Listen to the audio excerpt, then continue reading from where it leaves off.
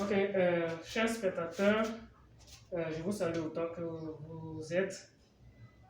Sachez que aujourd'hui c'est la quatrième séance de préparation au baccalauréat scientifique.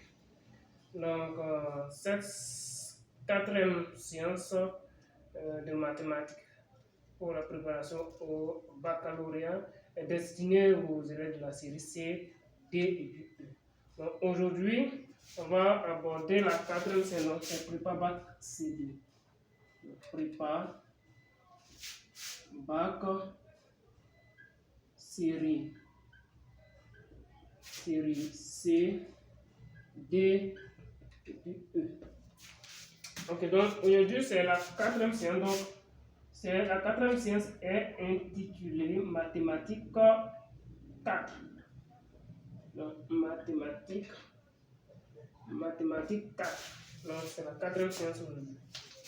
Ok, donc pour cette quatrième séance, chers spectateurs, vraiment suivez très bien parce qu'il y a vraiment un contenu approfondi qu'on va toucher.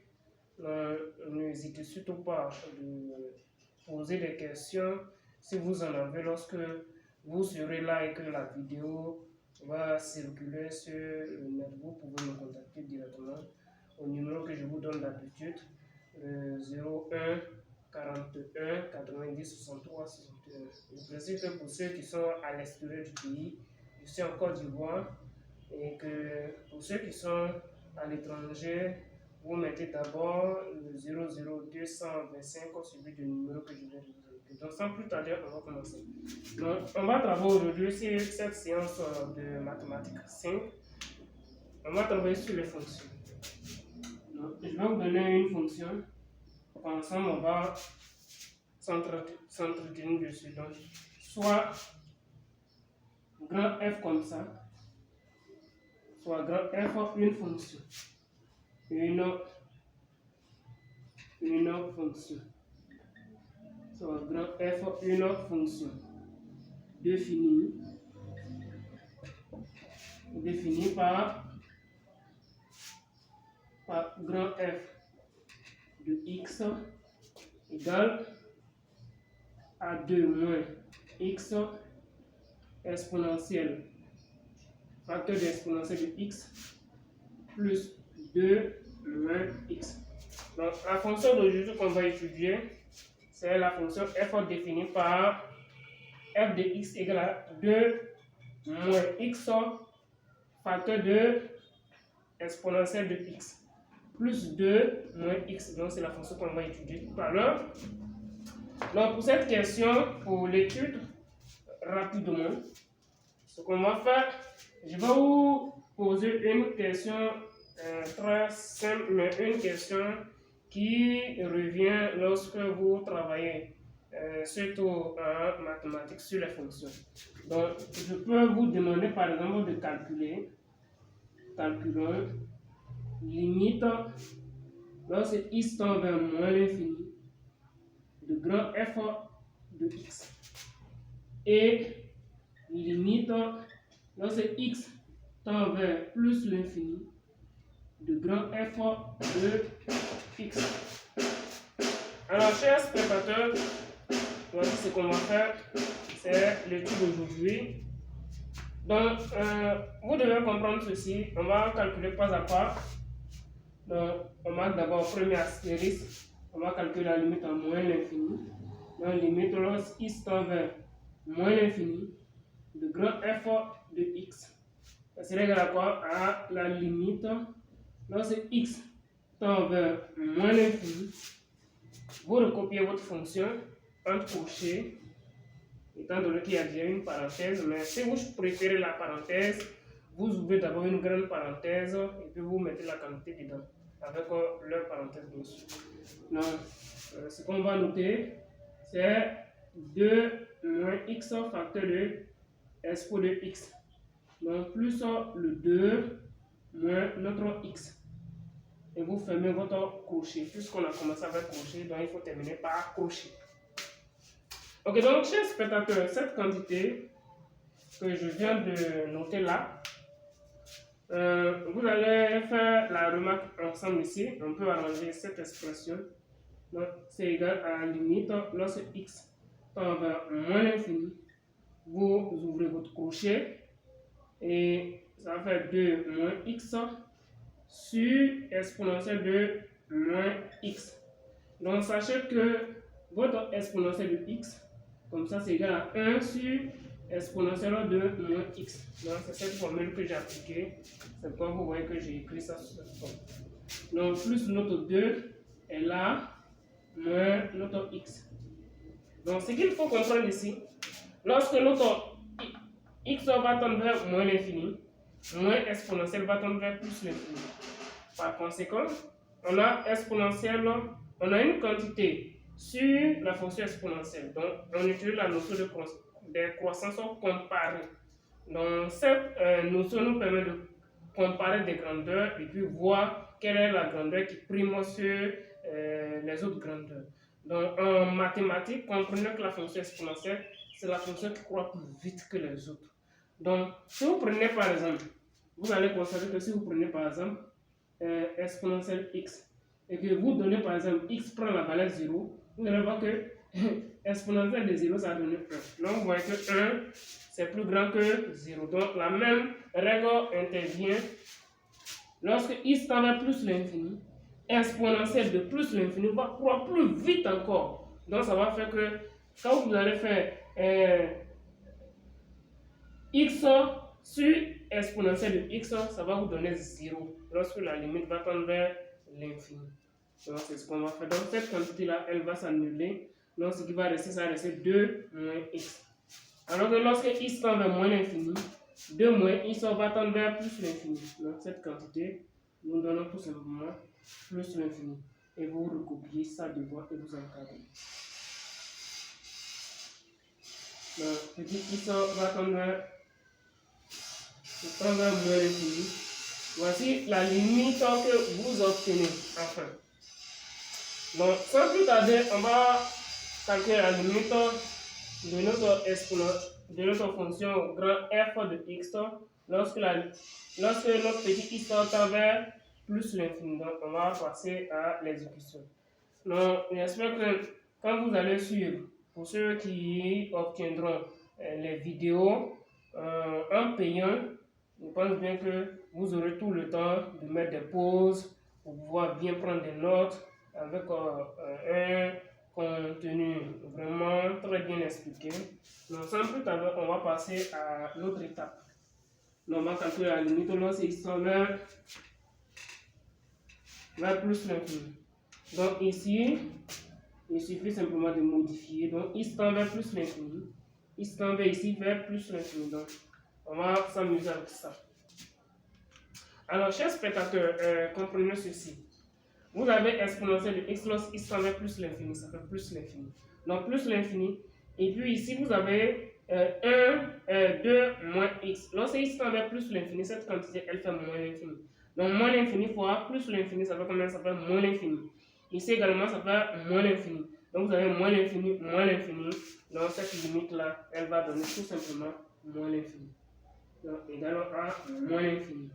Simplement, vous mettez votre grand f de x juste avant l'égalité. Donc, c'est x tend vers plus l'infini, ça vous donne moins l'infini. Donc, si vous voulez justifier cette quantité, vous la justifiez comme je viens de vous orienter, vous indiquer. Vous dites que exponentielle de x tend vers, quand exponentielle de x, lorsque x tend vers plus l'infini, ça fait plus l'infini. Et 2 moins x, lorsque x tend vers plus l'infini, ça fait moins l'infini.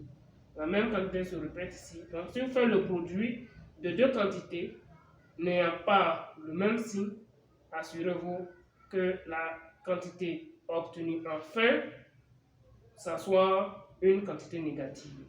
Ok, donc c'est ce qu'on a fait. On a fait moins l'infini. Alors, donc, sans plus tarder, on va toujours continuer notre préparation au baccalauréat. Donc, on va passer à la deuxième question qui vous sera posée lorsque vous êtes en composition. Donc, la deuxième question que je peux vous poser, je peux vous demander par exemple de faire quoi? Je peux vous demander de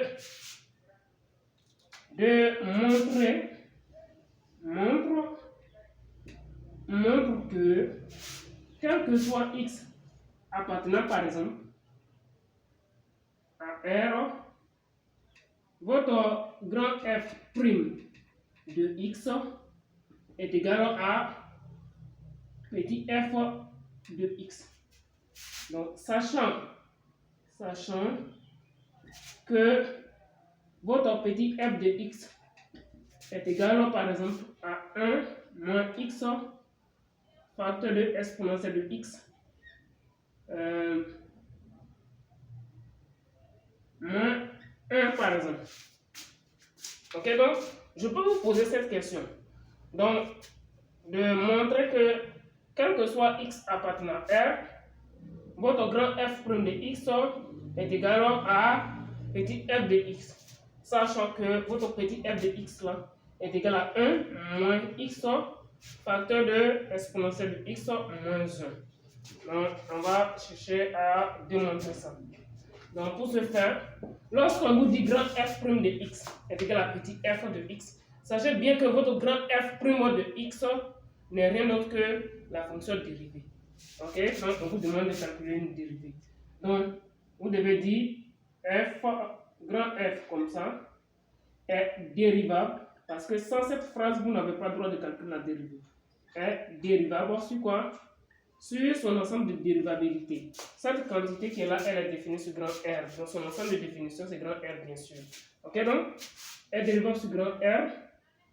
Et pour tout x élément de grand R, on a le droit de calculer sa dérivée. Donc, ça nous donne le droit de calculer grand F' de x, évidemment. Donc, pour faire ça, grand F' de x serait égal à quoi? Faire cette quantité. Donc, vous ouvrez une grande parenthèse. Vous faites ça. 2 moins x facteur de exponentielle de x plus 2 moins x, comme ça, prime. Donc, c'est ce qu'on va chercher à dériver tout à l'heure. Donc, la dérivée, ça c'est un produit.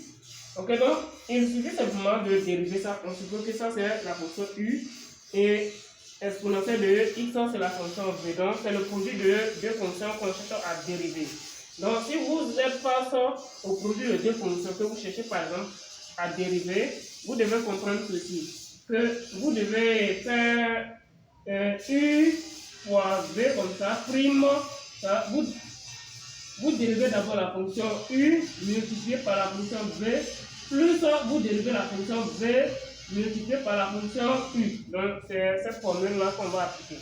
Donc, dérivé de u ici, c'est combien? C'est moins 1. Donc, moins 1 fois exponentielle de quoi? De x, ça fait moins exponentielle de x. Donc, après, on va prendre la fonction exponentielle multipliée par cette quantité. Donc, on va développer directement. Donc, ça fait plus 2 exponentielle de x moins x exponentielle de x. Ok, donc dérivé ici de 2 c'est 0. Dérivé de moins x ici c'est moins 1. Égal à moins 1. Donc, on va arranger cette expression rapidement. Donc, vous avez moins exponentielle de x plus 2 exponentielle de x. Donc, ça va vous donner combien? Ça va vous donner simplement exponentielle de x. Donc, moins x exponentielle de x moins 1. Donc, vous avez exponentielle de x ici, vous avez exponentielle de x ici. Donc, vous pouvez mettre exponentielle de x en facteur. Donc, si vous mettez son facteur, vous aurez simplement 1 moins x facteur de exponentielle de x moins le 1 qui est là simplement. Donc, on vient de montrer que notre grand f' de x est égal à cette quantité. Alors que cette quantité-là, on avait dit que sachant que notre petit f de x était égal à 1 moins x facteur de exponentielle de x moins 1. Donc, simplement, cela est vérifié. Très bien. Donc, il y a la magie dans les mathématiques quand même. Comment est-ce que je peux réfléchir comme cela et puis ça tombe juste? Non. Ah, c'est déjà une bonne chose. Ok, donc, voici un peu. Donc, on vient d'établir la relation mathématique qui nous permet de pouvoir calculer la dérivée. Donc, après ça, la troisième question, par exemple, que je peux vous poser, c'est de déterminer, par exemple, le sens de variation de notre fonction.